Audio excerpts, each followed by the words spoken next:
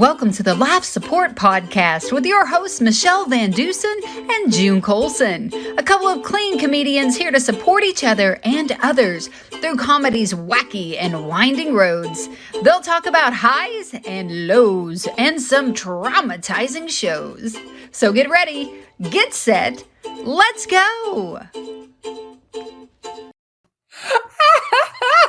Oh my gosh.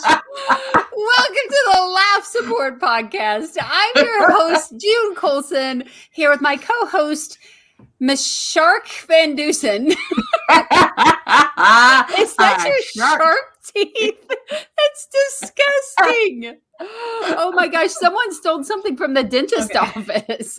Who picked that game? And please tell me that it's not a real thing anymore. After COVID, who's playing a game where they just slobber and spit on stuff? Michele VanDusen. Oh my gosh. Look, what do you think I am? What am I, Michele? You, June Colson, are a wreckin'. Let's see. You're a pumpkin. No. Puppy dog. No. A sheep. No. What is this costume? Michele, come on. A camel. I'm a humpless camel. That's right. No, this is a llama. I'm a llama. I was going to put on pajamas, but it's so hot. I would be a llama in pajamas, but I'm a naked llama, Michele. Is that clean comedy? A humpless camel or a naked llama? That's what I am. You're not a naked llama. If I had a quarter for every time someone told me that, June, you're not a naked llama. I run through the grocery. They say, June, you're not a naked llama. Yes, I am. Yes, I am. Okay, so this episode is going to air around Halloween, just a few days before Halloween. Look, I made the shark cry.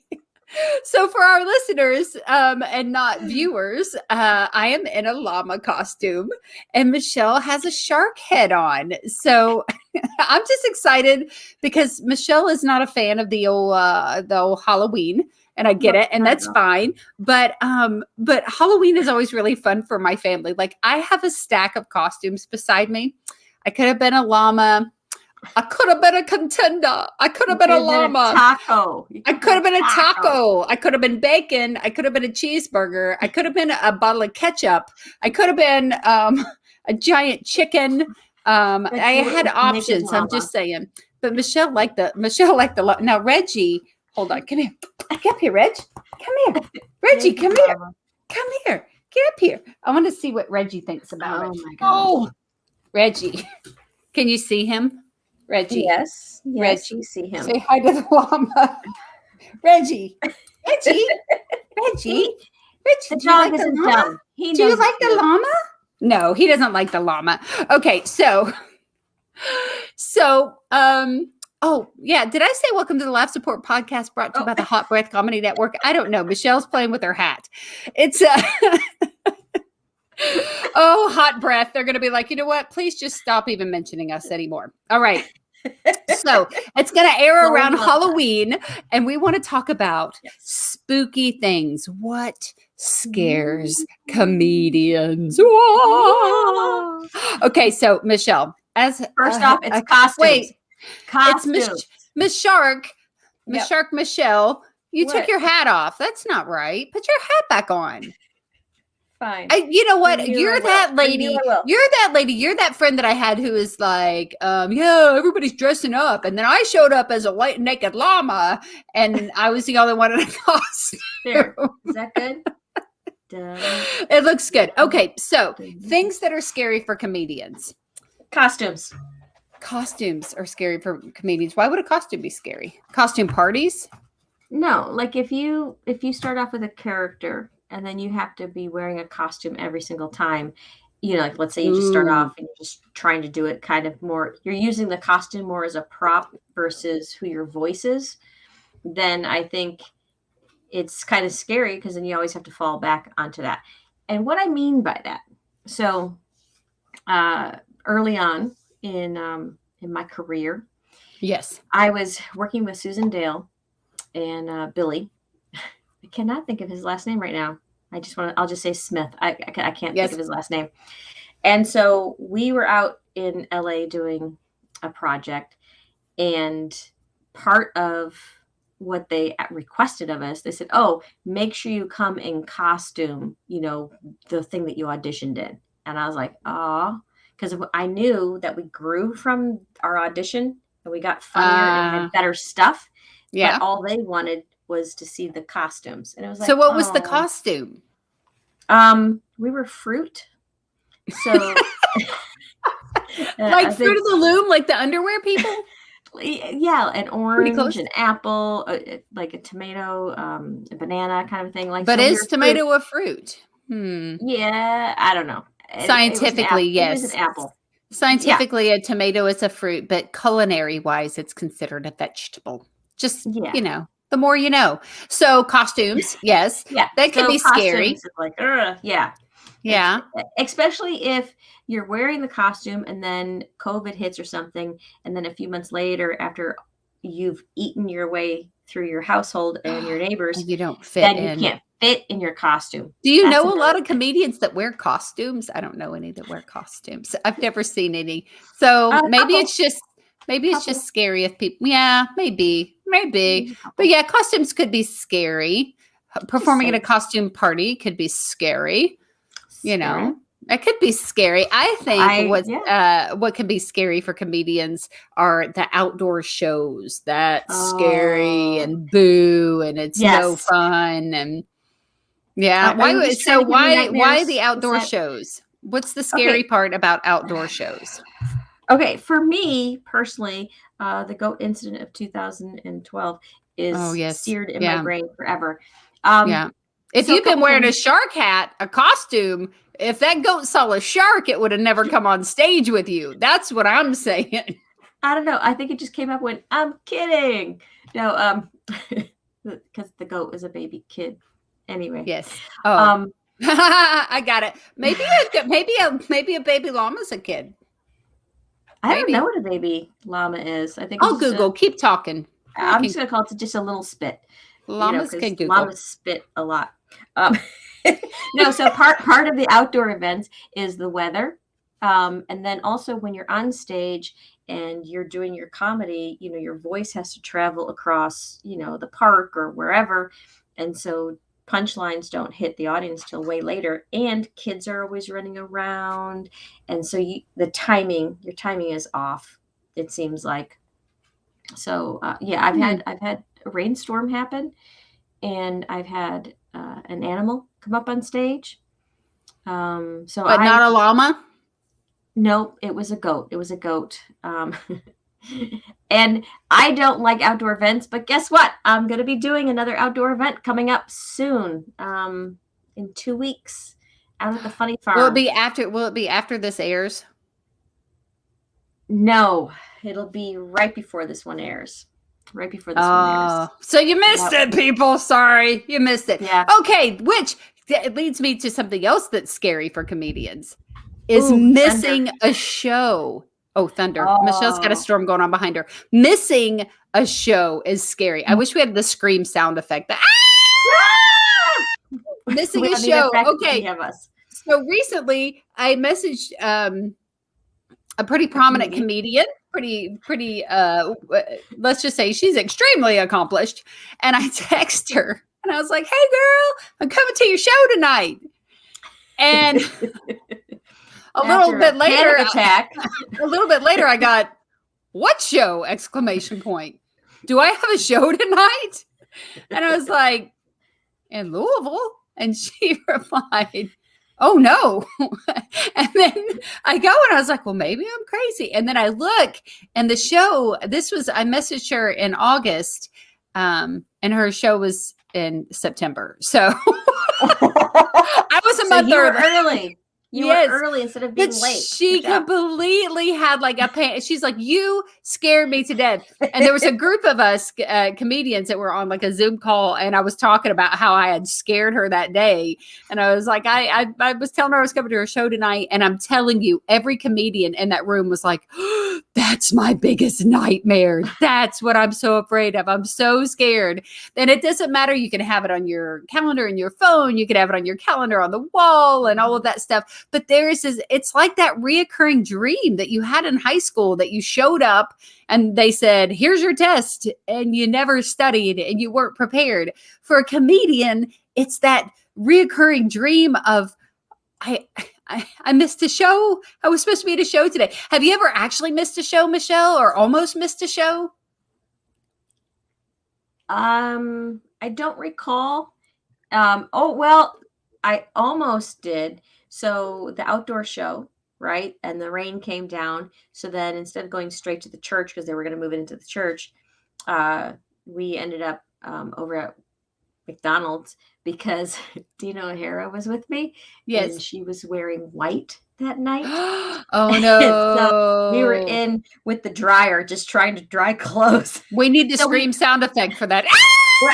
Wardrobe malfunction. Yes, those major. So we didn't miss the show. We were just late to the show. So but, that's bad too, to show up late. Yeah, that's a fear for me. I haven't missed a show, but I almost missed an interview, a podcast interview on one of these platforms, StreamYard or Zoom or whatever. I'm talking, I had it in my phone. I had it written on my calendar. My mother-in-law called me the day before and said, what's your schedule tomorrow? And I said, I have this, and I'm recording this podcast at 7:00 tonight. And after I had done all the things earlier on my list, I changed clothes. I washed my makeup off. My husband and I were like, my husband and I sat down on the couch. We were going to watch Vindication, which is a really cool show on PureFlix.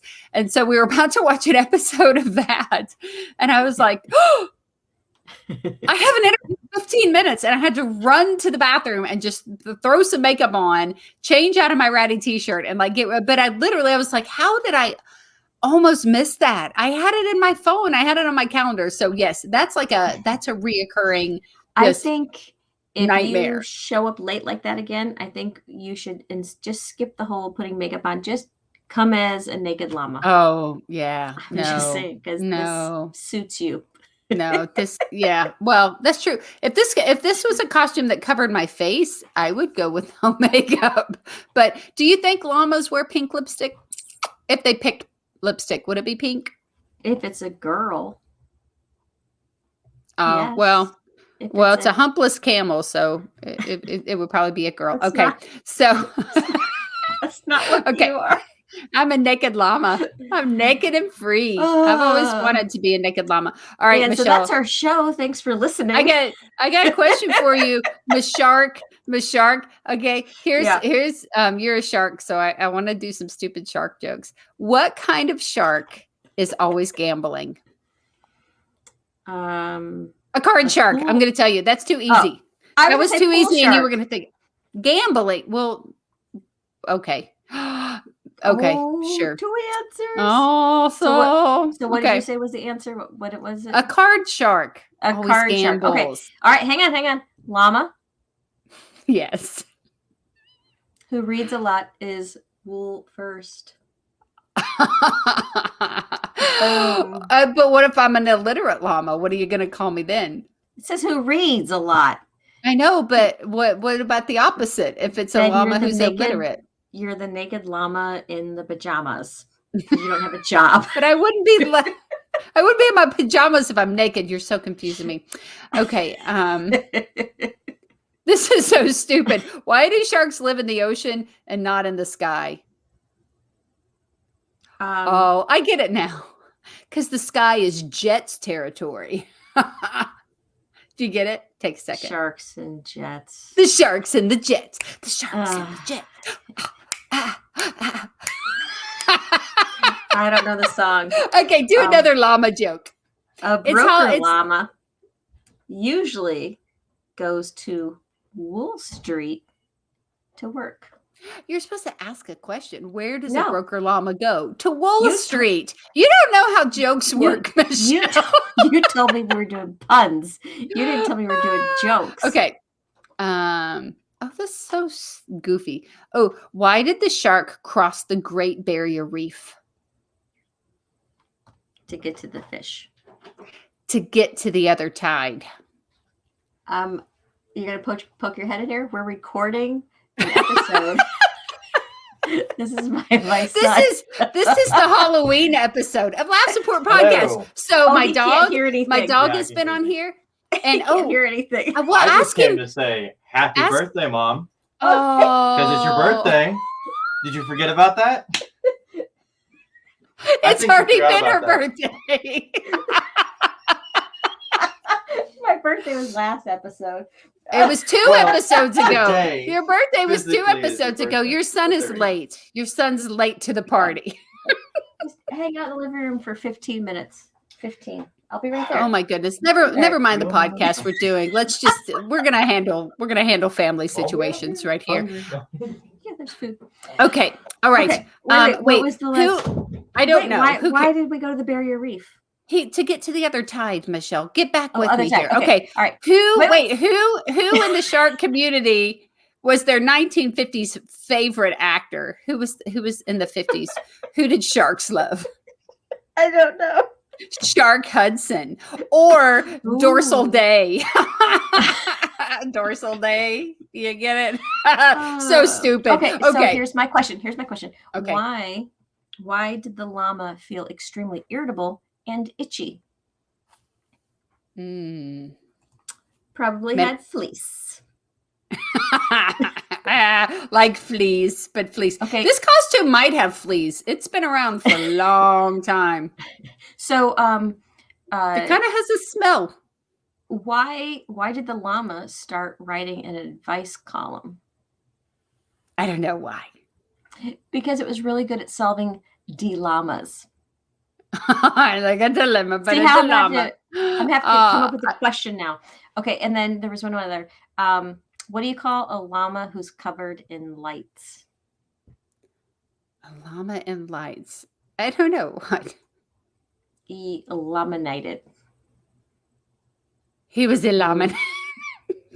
Yep. These are so dumb. If this is the first time you're ever listening to our podcast, I promise we don't normally have animals and our children and costumes, but this is just sometimes you just do some just for you. So this right here. Oh, wait. Okay, last one, shark one. Okay. Okay. Right. What is a shark's favorite B-52 song? B-52, sharks, B-52. The love shark is a little old place where we can get together. Okay, I got to sing a whole verse, even though you cut me off when I tried to sing happy birthday to you a few weeks ago. That's fine. That was just fine. Okay, so back to scary things for this right here is a comedian. scary thing. This right here is a scary thing for comedian. Quickly do a joke. Tell me a joke. Yeah. Tell me a joke. Yeah. You can't just always come up with it unless you're like an improv person. But what does an improv person do? First tell me a situation, give me a location, and then we'll go from there. Okay, here's the situation. A llama and a shark do a podcast. Ready? Go. Technically, you would try to eat me. Yes, because you're a naked llama. And so I had, it would be like, what's for lunch today? Yes. On the Sharks podcast. Oh, well, yes. Today we're serving naked llama. You would do, you would do like a whole recipe, and you'd be like grilling up the llama on your shark show. Okay, back to scary things for comedians. Oh, wait, go ahead. Go ahead. You don't know. No, go ahead. If you got a recipe, go ahead and share, because some shark might be listening, and he's going to want to cook up a naked llama. So I'm going to talk to my son. All right, son. So today we're going to have naked llama on our cooking show. Oh, yeah? How do we do that? I'm glad you asked. So first, we're going to swim back and forth along the water's edge looking for a llama, because not a lot of llamas walk along the ocean shore. But if they do, we spot it. When we spot it, you just grab it. And there you go. That's the whole recipe. Just it's like sushi. It's like sushi. Okay, back to scary things for comedians. Let me get my llama head on straight. When jokes don't go well. How about so hecklers can be scary for comedians. Like for some comedians, they're kind of scary for me. That's some people say they like to deal with hecklers. I'm not a fan. I would rather just do my job and not have someone else, heckle me. I don't like hecklers. That's why it's always good to have a few good comebacks, because in the moment, if you don't have like if you don't have like a mean streak in you, sometimes it's hard to deal with a heckler. So if you got to have there's people that already have like certain comebacks already. Like what's one of the famous ones? Someone starts heckling like, I don't go to your job and say, you want fries with that? Right. So it's not the best line, but it works. Some of them are like, Mom, I told you not to show up, or, just like little things. Right. Yeah. So, it's my turn now. It's my turn. Yeah. I think, a lot of comedians are not intimidated by hecklers, but hecklers can be scary. Like literally physically dangerous. I mean, you've seen, where comedians are doing their job, doing a show, and some drunk or belligerent person is watching the show and decides to get on stage. We've seen comedians attacked, punched, knocked off stools. Like that is a scary situation. I can tell you, if they come up on stage at me, I'm already gone. I'm not staying for the fight. I'm done. This naked llama is getting out of there. Like, for the comedians are like, I'm fighting. I'm staying right here and doing my job. No, you know what? Peace out, y'all. Llama out. Yeah, you can eliminate the stage yourself. Typically in a club, back in my day when I did clubs, the owner would always have a bouncer type person there. If it's not the owner, it's usually the sound guy, or it happens to be one of the staff. And the owner is the one that's supposed to deal with the heckler. So like, from a comedian's point of view, if they address the person like the first time, then if they have to address them a second time, they have like a code word of some sort to let the owner know, take care of this guy. At least at the club that we had here, which isn't here anymore, the Tulsa Comedy Club. It was a long time ago. And so that was like their code thing. Because they would, a lot of drunks. And I don't why people think they have to be drunk to like comedy. I don't get it. Well, and for us, we do, mainly, our comedy is always clean. And we work mainly with other clean comedians. But I've also done shows with, secular comedians, people who aren't necessarily clean comedians. And so you can be environments where people are drunk and stuff. Now, if that happens at one of my church shows, we get a whole other issue. You know what I mean? It's a little bit too much community. I'm just saying. But I tell you what's scary for me. I'll tell you what's really scary to have in the audience is my mother. That's so scary. It's scary. Not because I do jokes about her. She knows I do, and she laughs at them. But she also wants to talk back to everyone and everything, and she's like that at the movie theater. she's like that watching TV. she just, and I have to remind her these are real people and they can hear you, and when they're like, like rhetorical question really means like don't answer. Don't give them an answer. So my mom can be very scary to be in the audience. That's one of the reasons why when you first started out, we tried to reword your one joke so that you weren't asking the audience a question, because once you ask them, then it gives them permission to start talking to you. Yeah. And you don't want that. You don't want them to start talking, because then it's like, how do I get them to stop?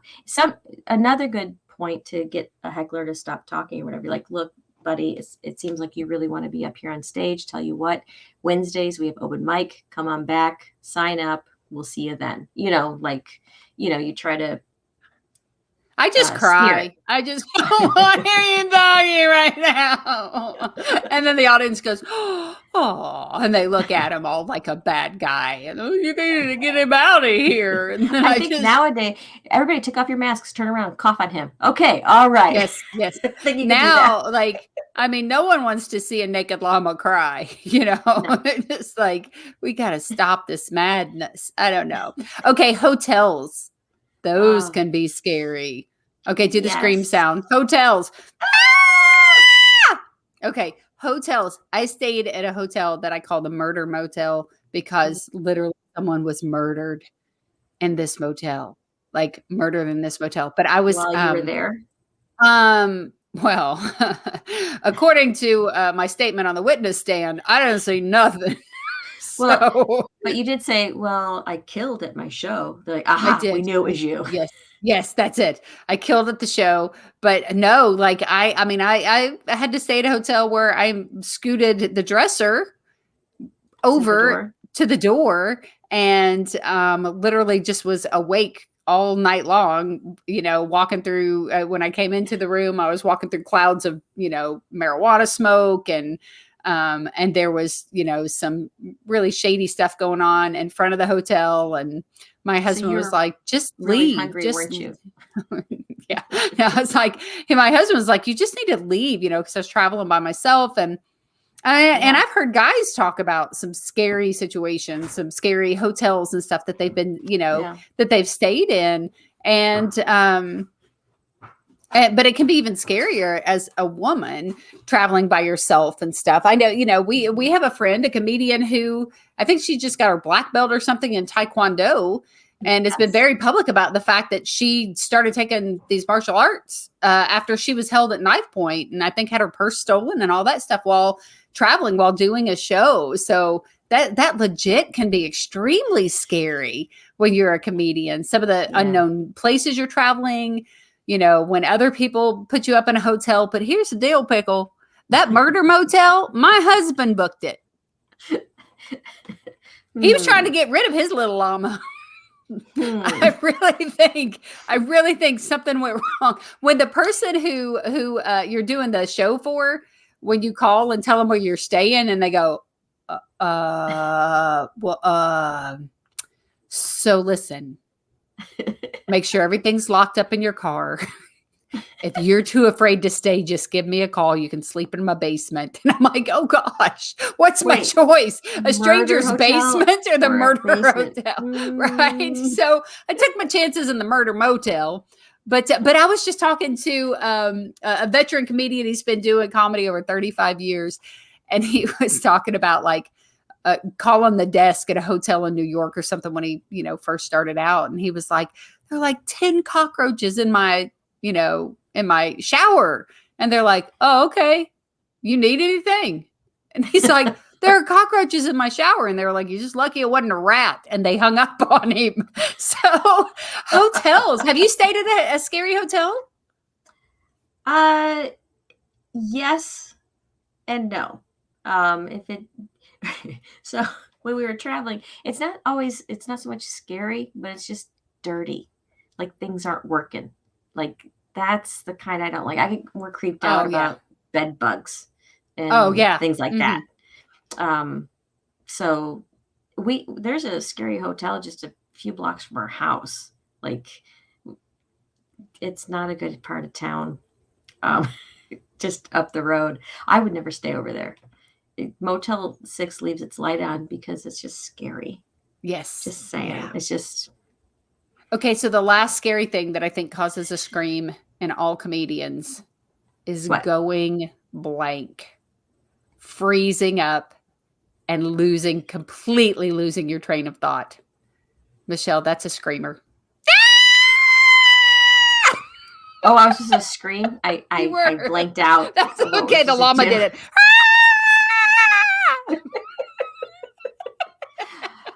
Oh, I hate blanking out. It's the worst. It is the worst. And then the other thing is, then you just start saying stuff. And then later on, the show's over. You're like, wait, I didn't do this joke or that joke. And then you listen back. You're like, oh, I did all of the jokes. Yes. How did Everybody's done it, though. Everybody's gone blank. Everybody has had that moment where they completely lost track of what they were saying. And some people have like a, go-to phrase and that kind of stuff. I do a joke about having a concussion and, and I do this whole cross-eyed thing and memory loss or whatever. And so if I go blank after I do that joke. Then I can always just do a callback to, the memory loss or whatever. But I've been there, other comedians, most of the time the audience is never onto it. But other comedians, you notice that skip and beat, that rhythm, or they make that statement that you're like, oh, they're buying time to figure out. And it's crazy how your brain works, because it really is almost, for me, I don't know how it is for you, but it's almost an out of body experience when you're on stage, because you're so uber sensitive to everything that's going on around you, right? The people in the seats, and you're thinking about what you're saying, but your brain's also going to where you're going and all of that. And that blank out moment is one of, I think, the most frightening things that a comedian could ever face. Like that's my, if we were doing a top 10, but who does any kind of counting in the live support podcast? We don't get paid to count. No counting here. Well, and the thing too, is when you're in that moment, you're also now starting to edit and you're self-judging. And so watching the clock. That's the other thing too. Yeah. Just going down and down and down. And it took me a long time to actually acknowledge the fact that I had a memory lapse. So like I had a surgery, and then the medicine that they gave me actually affected my brain. So I couldn't remember the jokes that I wrote. So it wasn't that I just went blank. It was like I was blank. And so I would have to note, like I had to use notes for a while. And that was so awkward and weird, because then I'm like, oh, wait, where am I on my own notes? I couldn't find, I lost my spot of my notes. No. Yeah. And then I couldn't remember where I was. So I picked up a different note, and it was like nothing meshed. And it was just, I'm so glad that I'm past that. Like that little thing you just did while having a shark face on looked like you totally did a shark face. You did. Okay. Well, I can talk about scary stuff forever, but I think that is about it for this episode of the Live Support Podcast. This has to be the most weird and unique and random podcast that we've ever done. And here's the thing. We didn't give them any tips of how to get back. You know what I mean? Like, okay, so you get lost. How do you get back? No, stop, because this is a scary podcast.